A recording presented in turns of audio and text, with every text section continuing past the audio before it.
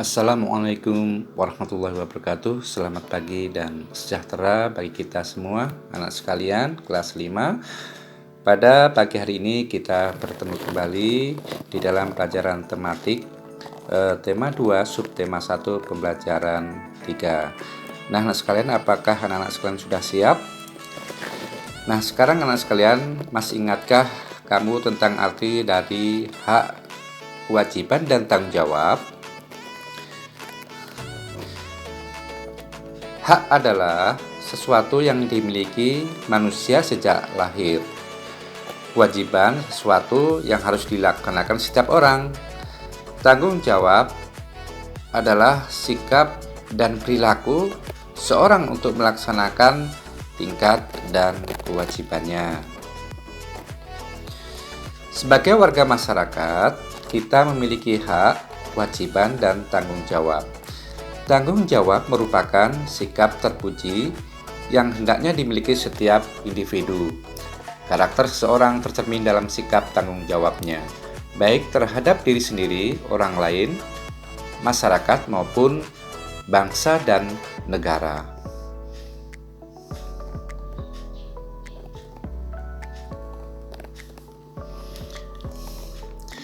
Tanggung jawab sebagai individu diantaranya tanggung jawab terhadap diri sendiri, yaitu diri kita, menuntut kesadaran setiap orang untuk memenuhi kewajibannya sendiri dalam mengembangkan kepribadian sebagai manusia pribadi. Tanggung jawab terhadap keluarga, tanggung jawab ini menjadi tanggung jawab seluruh anggota keluarga, baik ayah, ibu, dan anak. Tanggung jawab terhadap masyarakat, tanggung jawab sebagai warga masyarakat adalah tugas dan kewajiban yang harus dilaksanakan seorang dalam kedudukannya sebagai warga masyarakat. Tanggung jawab terhadap bangsa dan negara. Individu sebagai warga negara hendaknya dapat mempertanggungjawabkan segala tindakan dan tingkah lakunya kepada bangsa dan negara.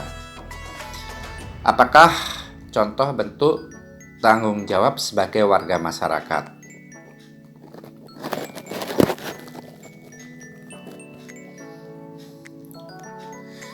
Nah, ini adalah merupakan gambar bagaimana tanggung jawab kita sebagai bagian dari warga masyarakat. Kita hidup bersosial dan kita hendaknya saling membantu. Misalnya bergotong royong atau membantu saudara kita. Kemudian di lingkungan masyarakat kita juga menanam pohon, di mana pohon-pohon itu juga merupakan kepentingan dari warga masyarakat. Kemudian kita ikut melaksanakan jam ronda malam, di mana ronda malam ini menjadi kewajiban kita bersama. Hidup bersama dalam masyarakat sangat penting karena Tuhan menciptakan manusia untuk saling melengkapi, saling membantu, dan saling menghormati. Setiap orang tidak bisa hidup tanpa orang lain. Untuk menjaga hubungan baik dalam kehidupan masyarakat, setiap anggota masyarakat hendaknya sadar dan tanggung jawabnya sebagai warga masyarakat. Nah, anak sekalian, kita lihat di sini ada peta Indonesia. Kondisi geografis Indonesia itu sangat beragam. Ada wilayah daratan dan ada pula wilayah perairan. Kondisi geografis yang beragam menyebabkan beragam pula jenis kegiatan ekonomi di dalam masyarakat kita.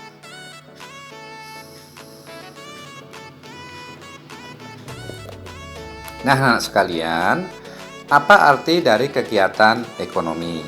Kegiatan ekonomi adalah semua kegiatan yang dilakukan manusia untuk memenuhi kebutuhan hidupnya. Jenis kegiatan ekonomi masyarakat. Yang pertama, pertanian. Kemudian perkebunan, peternakan, perikanan, pertambangan, kehutanan, perdagangan, perindustrian, dan pelayanan jasa.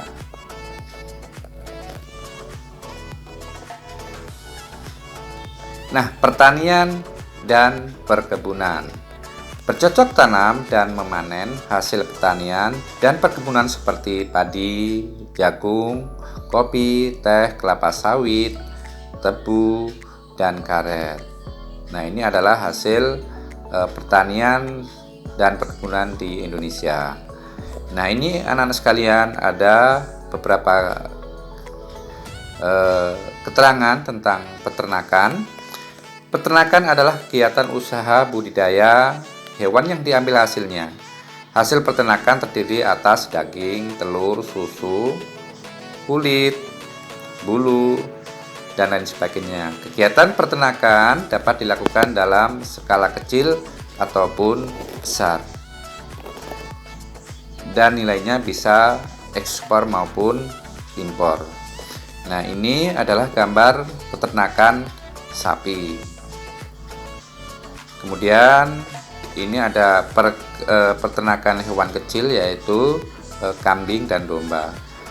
Kemudian peternakan unggas. Di sini berbagai macam jenis ayam yang dapat diternak, baik bisa diambil dagingnya maupun telurnya. Nah, inilah peternakan yang ada di Indonesia dan ada di masyarakat kita. Kemudian perikanan. Pembudidayaan ikan air tawar dan laut. Di sini ada gambar budidaya ikan air tawar. Kemudian ini juga adalah tempat pembudidayaan air tawar yang bisa dikembangkan. Kemudian budidaya ikan air laut, misalnya ada udang, ada kepiting, dan lain sebagainya. Selanjutnya pertambangan. Dilihat dari kondisi geologisnya, wilayah Indonesia mengandung banyak barang tambang. Potensi barang tambang yang melimpah hendaknya dimanfaatkan bagi kemakmuran masyarakat. Contoh, barang tambang batu bara, emas, perak, nikel, minyak bumi, dan lain sebagainya. Nah, di sini ada gambar tambang batu bara. Kemudian di sini ada gambar tentang tambang minyak yang berada di pinggir pantai. Selanjutnya anak sekalian tentang kehutanan.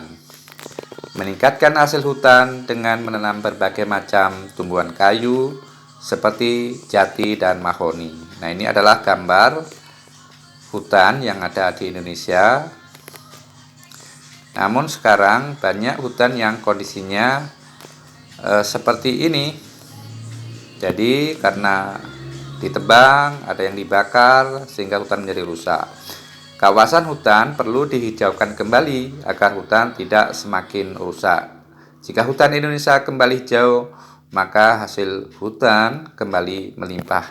Dan hutan ini merupakan pori-pori dunia sehingga menjadi asupan oksigen. Kemudian perdagangan. Perdagangan adalah kegiatan membeli barang dagang dari menjualnya kembali kepada konsumen.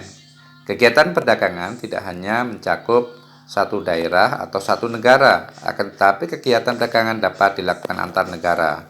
Ini adalah perdagangan ekspor dan impor. Selanjutnya perindustrian. Perindustrian adalah kegiatan mengubah bahan mentah menjadi bahan setengah jadi atau barang jadi. Di sini misalnya pembuatan sepatu, kemudian ada industri pembuatan kertas, dan selanjutnya juga ada industri pembuatan pakaian jadi atau konveksi. Nah, anak sekalian, selanjutnya adalah pelayanan jasa, melayani masyarakat, bentuk layanan terhadap konsumen. Pelayanan jasa yaitu melayani masyarakat ya, berbagai macam kebutuhan yang diperlukan oleh masyarakat. Terima kasih anak-anak sekalian, sampai di sini yang dapat Pak Gus sampaikan. Mudah-mudahan anak sekalian sudah jelas. Terima kasih atas perhatiannya. Saya ucapkan wassalamualaikum warahmatullahi wabarakatuh.